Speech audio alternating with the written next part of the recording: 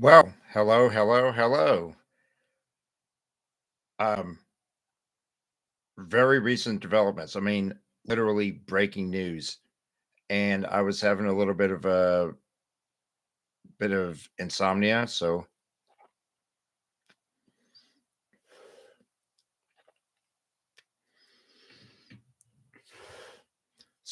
this is stuff that we got to process here. And this is again breaking news. So initial reports are not always correct.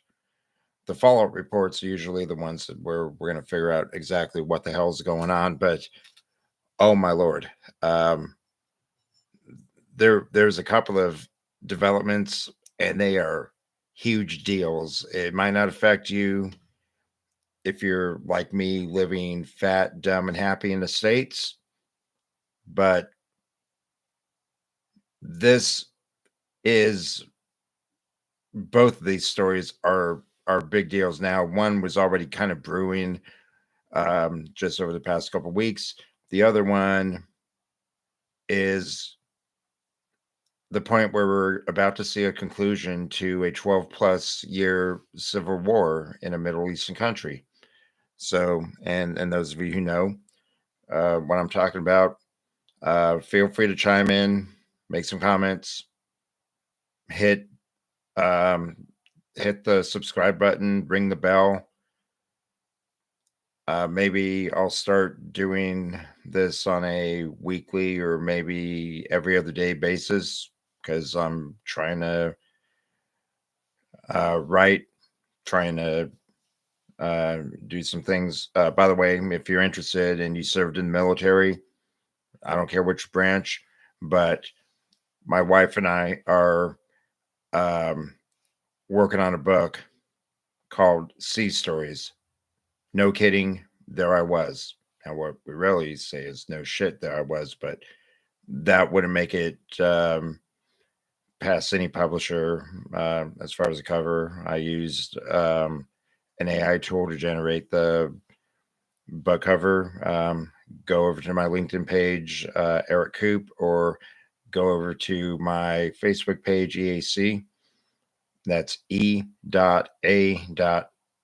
like spelled by the C. It's play on my initials. My name's Eric Allen Coop. So EAC. And I served in the Navy. Hey, being clever, right? But oh my gosh. Let me get down to the meat and potatoes of this whole thing because it's fascinating. Got done with that cigarette, hit back on the vape here. But here's what we're going to talk about right now, and it is amazing. So we're going to start. I'm pulling this from Newsweek, but I heard both of these stories on NPR. I made a late night beer run and also got my wife some cakesters, got myself some cigarettes. You just saw me smoke a Newport. Yeah, bad on me. Uh, you know, life's a terminal illness anyway. But here it is from the Newsweek article. Bashar al-Assad is in Moscow, says Russian state media, which means he's basically kicking it into Kremlin. That's what I'm guessing. Deposed Syrian President Bashar al-Assad went to Russia, a key ally in the fallen regime, after fleeing his country following the collapse of his government to the rebels, according to Russian state media on Sunday. Now, as I record this, it's early Monday morning on the East Coast. Uh, this civil war started in 2012. So Assad and the Ba'ath Party um, had ruled the country since a coup that happened in 1963. His father was Hafez al-Assad, and he kind of held everything together, but he died. Bashar took over, hereditary thing, basically monarchy, if you want to call it that. But they call themselves a presidency, whatever. It's all semantics anyway. Following the rebels' ascent to power, Assad vanished, his whereabouts unknown until Sunday afternoon when Russian state media reported that he was in Moscow. Other top Assad government officials have also disappeared with their whereabouts still unknown. And by unknown, they're probably with their sugar daddy in the Kremlin.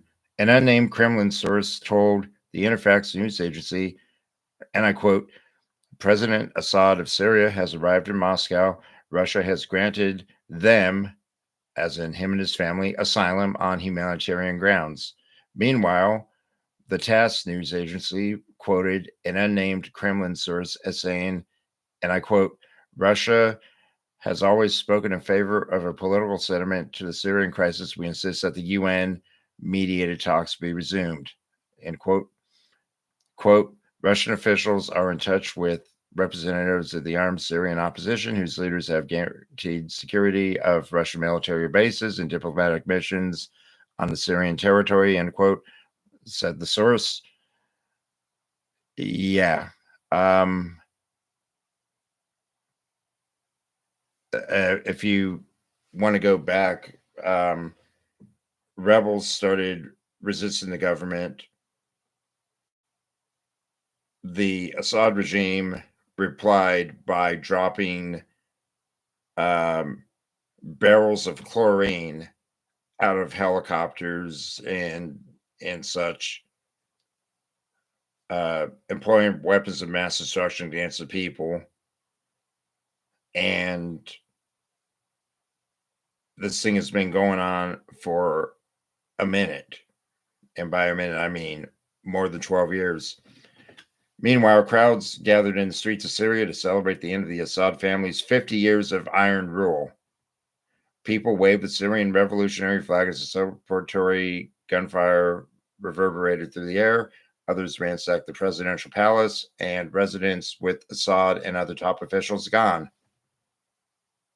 This is a big deal. Actually, forget, and I'm going to correct myself.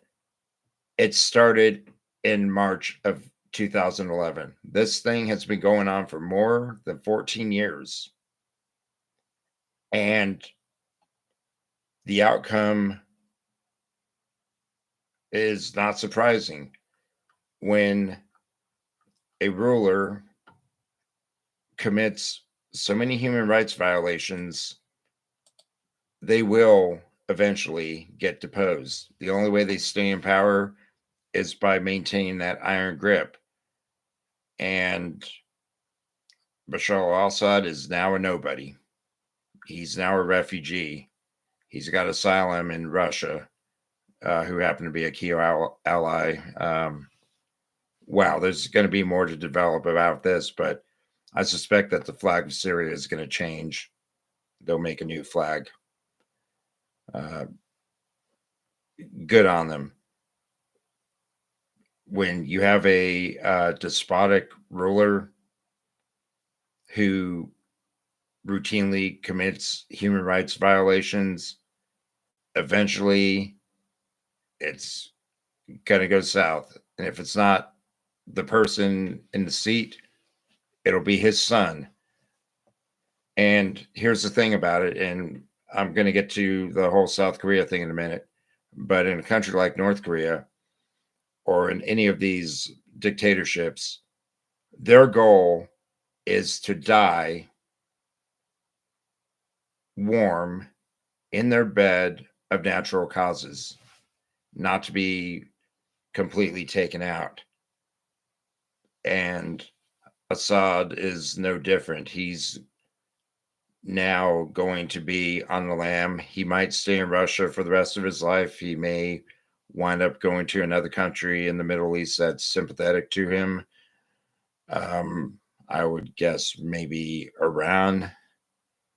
I don't see how any of the other countries in the Gulf would actually accommodate him, but we'll see. I mean, things happen. It's all kinds of crazy. And now moving on to the South Korean problem.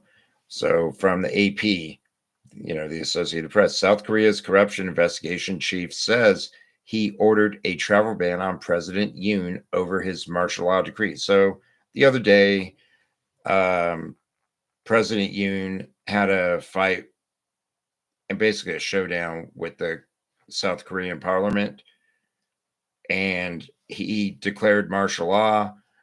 The parliament said, no, you don't. There is no martial law. And now they put a travel ban on the president.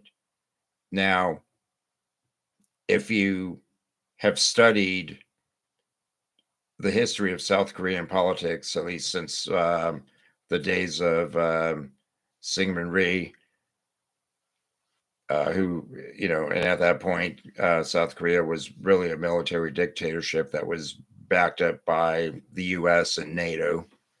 Well, not NATO, but the United Nations Command.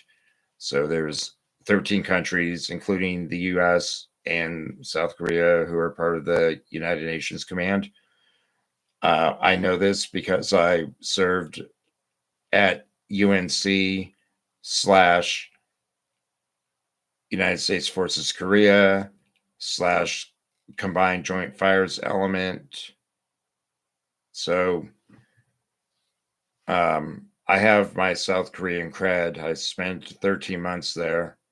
And so I kind of understand how things are rolling there. But if you want to look back at everybody since Rhee, who's been the president of South Korea, they all go to jail, or at least half of them have gone to jail for things that they did illegally. And at least I would say that in a parliamentary republic situation, that at least they consider not even their own president to be above the law. So let's find some more goodness on the South Korean thing. Okay, from CNN, South Korea commander apologizes, calls himself incompetent during a night of martial law. Okay, this is it. Things in Korea can get pretty messy. I'm not talking about North Korea. I'm talking about South Korea. There is definitely a certain element of dysfunction that makes even American politics look a lot tame, or more tame. Commander of South Korea's Special Forces has apologized for ordering his troops to storm the parliament last week after martial law was declared, saying he placed them in grave danger. You don't say. That would be like the chairman of the Joint Chiefs of Staff ordering the entire United States military to storm the Capitol. That would not happen in my America. Who storms our capital? Well, a bunch of misguided rednecks is what happened. That the whole January 6th business. Colonel Kim Hyung-tae, commander of South Korea's 707 Special Task Force, described himself to reporters at a Monday briefing as incompetent and irresponsible as a commander when he authorized troops to storm the National Assembly during President Yoon Suk-yeol's short-lived imposition of martial law.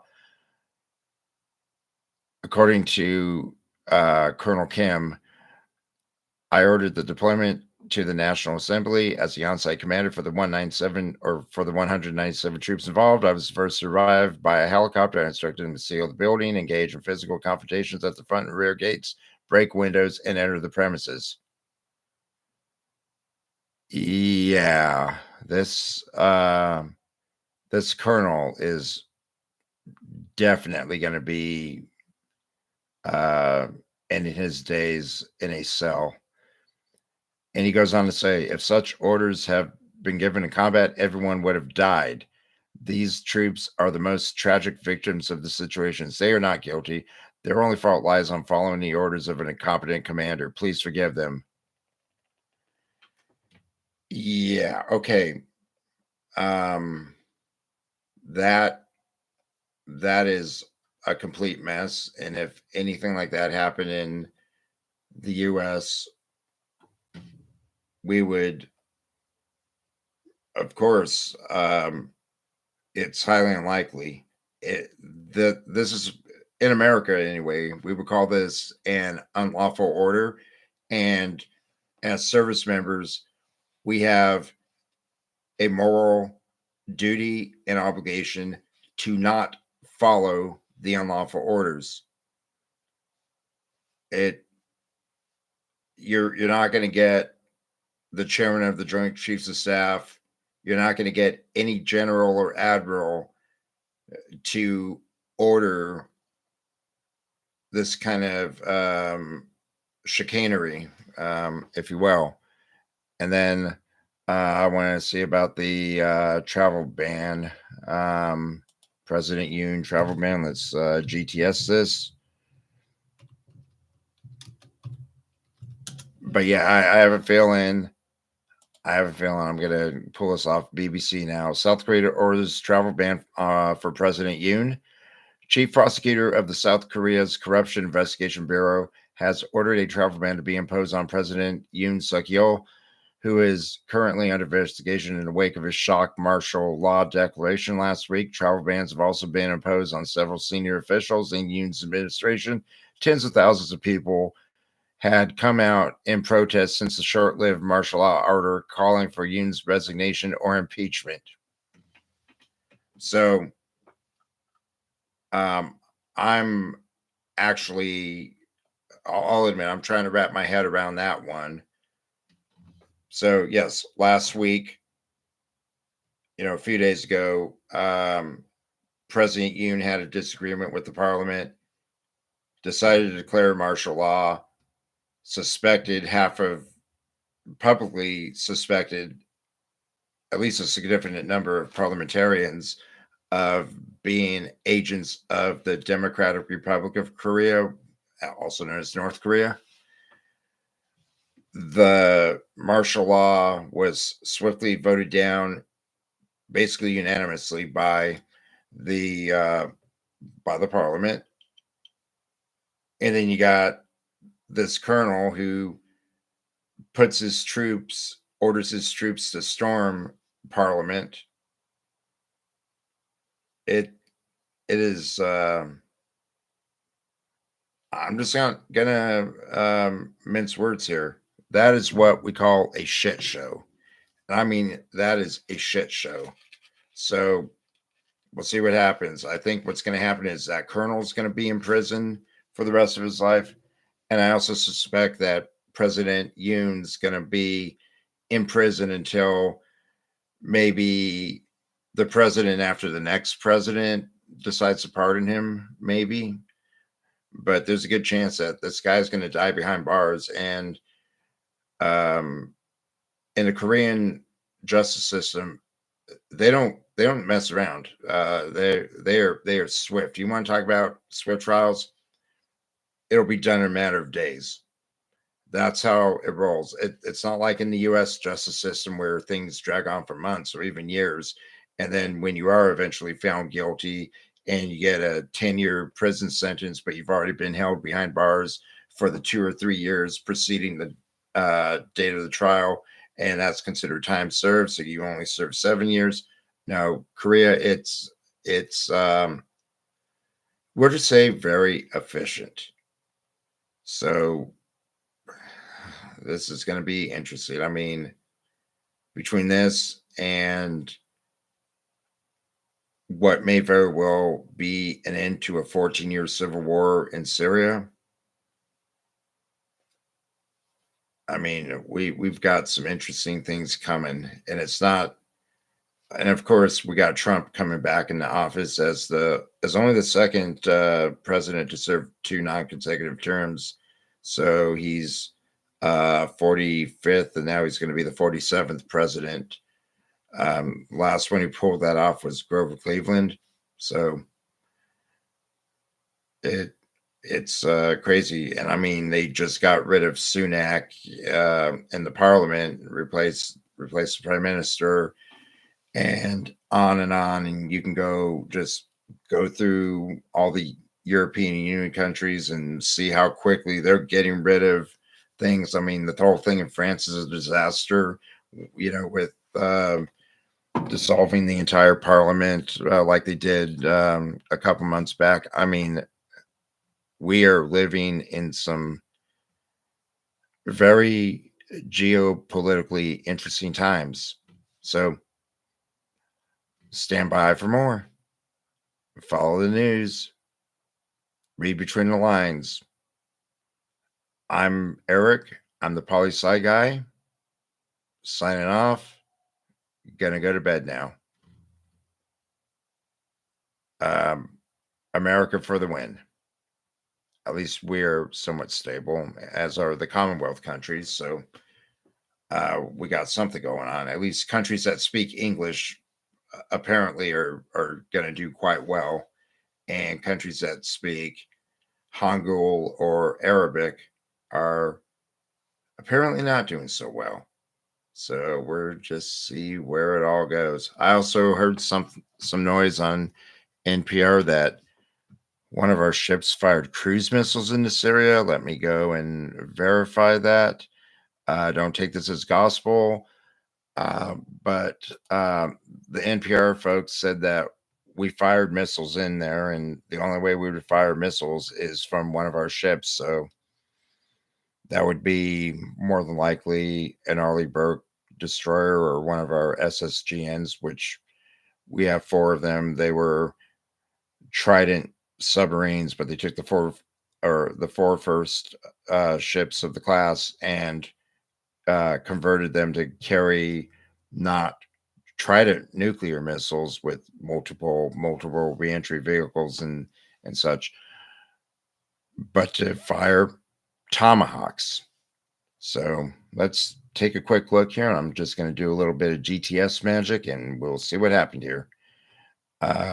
U.S. fired missiles into Syria. Let's see what the news tells me. Okay.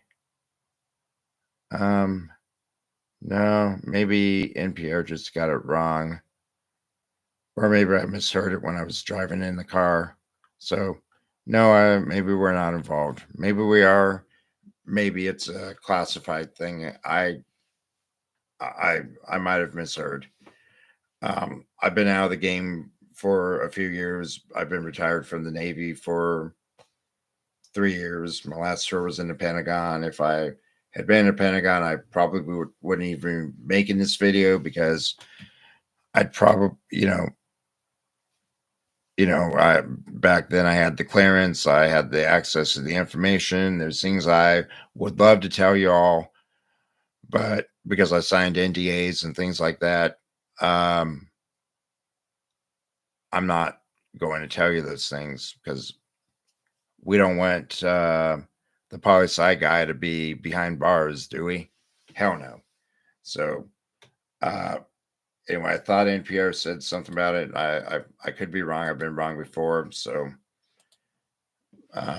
well, more to follow on this. I mean, this is all developing stuff, and both of these stories are a huge damn deal.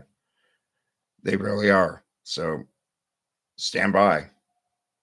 There's going to be some heavy rolls going on between a Middle Eastern country we really don't like very much and a key ally in Northeast Asia, being South Korea.